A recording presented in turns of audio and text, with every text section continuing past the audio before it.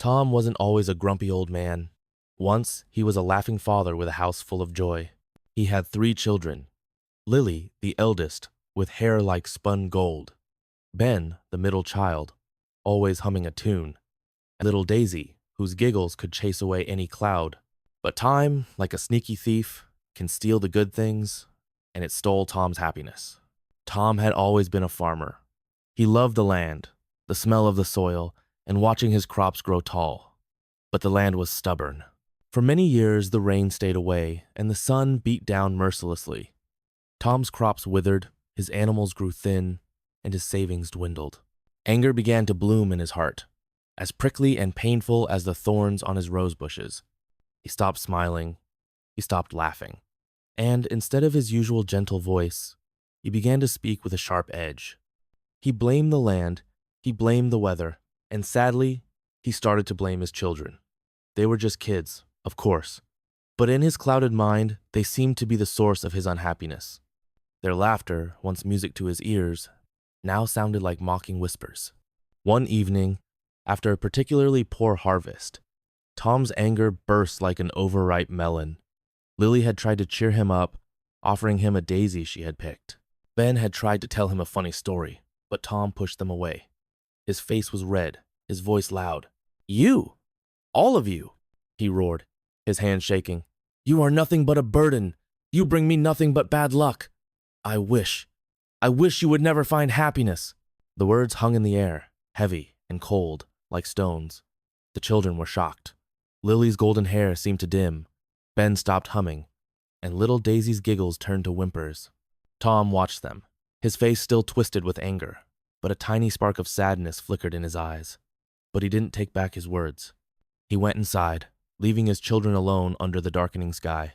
That night, the wind picked up, whistling and wailing around the house. It seemed to carry Tom's angry words far and wide. The children, huddled together, felt a terrible chill that had nothing to do with the temperature. They knew something awful had happened. They felt the weight of his words on their young hearts like invisible weights. Years passed.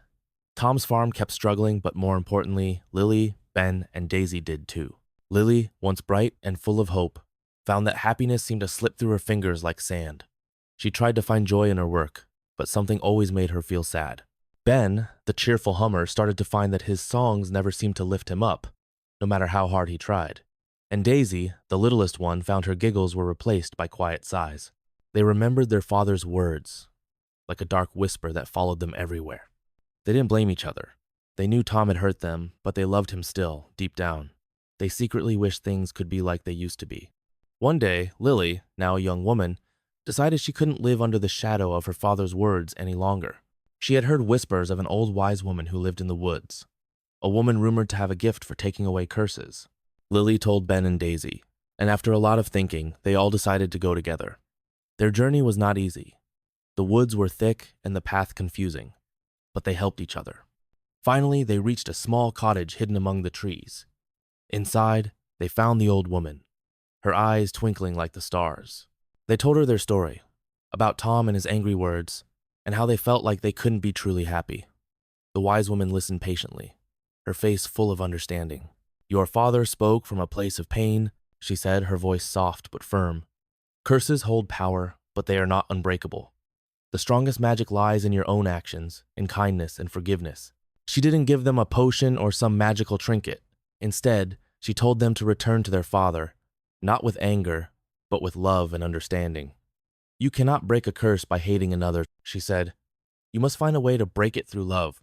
They were confused, but they trusted her. So, they walked back the same long, difficult way back to their house. They found Tom, older, more tired than ever. He was still farming his land, his back bent and his face etched with worry. He looked surprised, but he did not shoo them away this time. Lily, Ben, and Daisy swallowed their fear and spoke, not of his curse, but of their care for him. "We know you are hurting, Papa," Lily said gently, her hands reaching for his. "We understand," Ben added, his voice soft. Daisy offered him a flower she had picked along the way, a small yellow bloom. Tom looked at his children, not with anger this time, but with something like sadness. He looked at their faces, saw how much they had suffered, and something in him finally broke. Tears started streaming down his face. He realized the horrible wrong he had done to them. I am so sorry," he choked out, his voice rough. I was a foolish man. He didn't say another curse. He reached out and hugged them, each one holding on tight. The wind still whispered, but it no longer carried the coldness and anger of Tom's words. It carried the sound of quiet laughter, of shared stories, and above all, the powerful magic of forgiveness. Tom and his children lived together from that time on. The farm still struggled and they had times of hardship, but they were no longer weighed down by Tom's dark words. They found that happiness wasn't something that could be gifted, but something they had to find together. And that, they discovered, was the greatest gift of all. They showed that love and forgiveness can break any curse, if you are brave enough to try.